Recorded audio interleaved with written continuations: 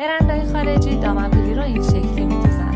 یک تیکه مستطیل برمی‌داری، 5 سانت از ابتدای مستطیل رد می‌کنیم و حالا 10 سانت و مجدداً 5 سانت علامت می‌زنیم و این کار رو تا انتهای طول مستطیل ادامه میدیم، هم در قسمت بالا و هم در قسمت پایین و حالا علامت‌هام رو به هم وصل می‌کنیم.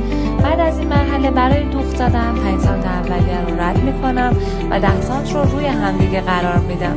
حالا از بالا 7 سانت علامت میزنم و به جای اینکه صاف دوخت بزنم از قسمت بالایی بیشتر و از قسمت پایینی کمتر میگیرم.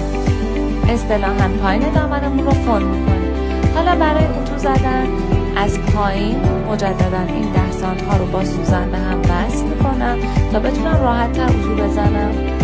بعد از این مرحله بالای دامنم رو چرخ میکنم و دامن‌پیلی فون ما آماده است. باشین برای اتو کردن این فرم پیلی که به فرم فون دوخته میشه، کاری که ما باید بکنیم اینه که خط مرکزیمون رو داشته باشیم و خطای 10 سانتمون رو هم داشته باشیم.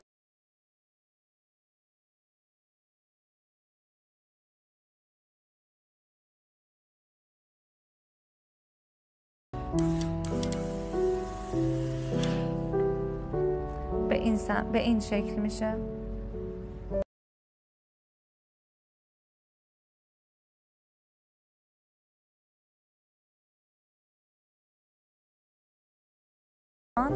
مجددا 1 سانت کم میکنیم و به سمت خط مرکزی میفرستیم. با این کار در واقع ما داریم به قسمت باسنمون فضا اضافه میکنیم و حالا اتوش میکنم.